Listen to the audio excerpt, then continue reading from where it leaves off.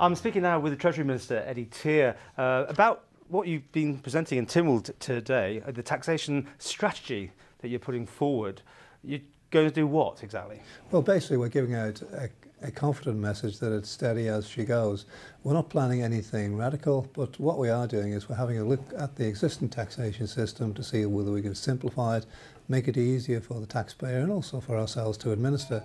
And what's been found in other jurisdictions is that the more complicated a tax system becomes, it's the more difficult to interpret and the more avenues there are for tax management or tax avoidance, some would say.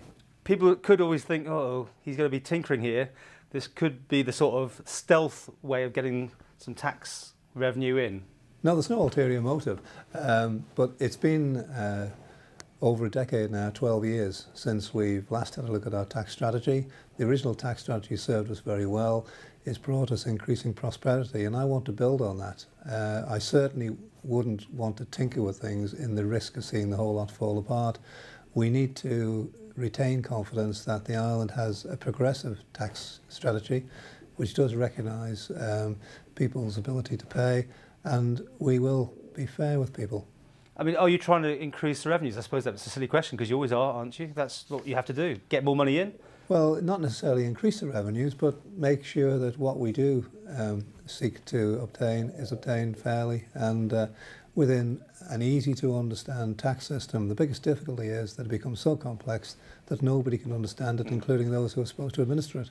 It's one thing Tynwald receiving anything, which they seem to do. It's then when the nuts and the bolts are added on, it all seems to go wrong and pear-shaped.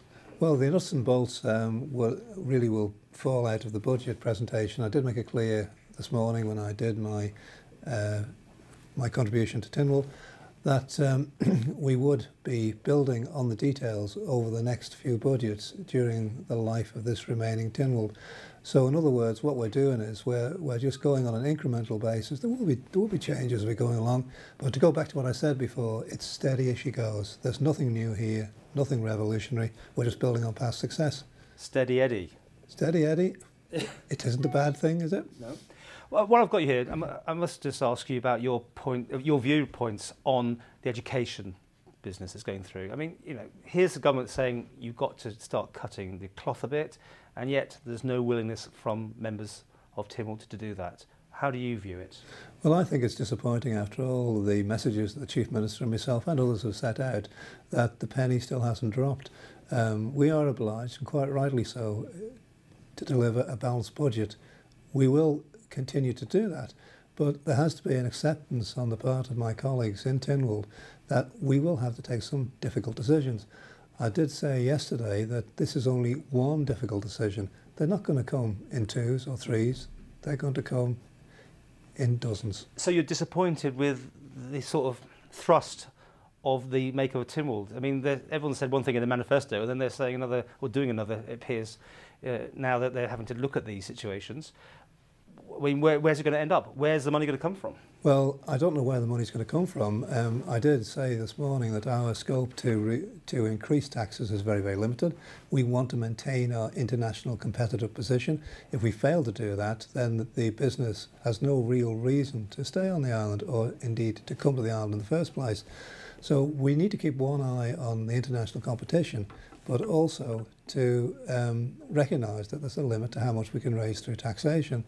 And a couple of members this morning said that our biggest vulnerability is we are dependent for 70% of our income on indirect taxes, over which we have little or no control. It's only the direct taxes, the 30%, that we have some control. And with international pressures, there's not a great deal we can do to increase those. So to go on from that, the only thing we can do is to have a look at the spending side. And there seems to be a reluctance to face up to the fact that we have to do something about our spending. We can't carry on as we are. And the suggestion from Mrs. Beecroft about putting up tax rates, any thought on that? No. Well, yes, I have thought, but the answer is no. As far as I'm concerned, we have to maintain our competitive position. She did say one interesting thing, which might cause a bigger stir. We cut all salaries, payments made to our public sector employees. I wonder if she realises that also includes all health workers, teachers, everybody. So it wouldn't be one particular section because by definition, public sector workers includes everybody. Finally, back to the budget. I mean, obviously you're not going to tell us anything here today, but is it going to be radical? Will it make news or will it be the steady Eddie budget? Steady Eddie budget.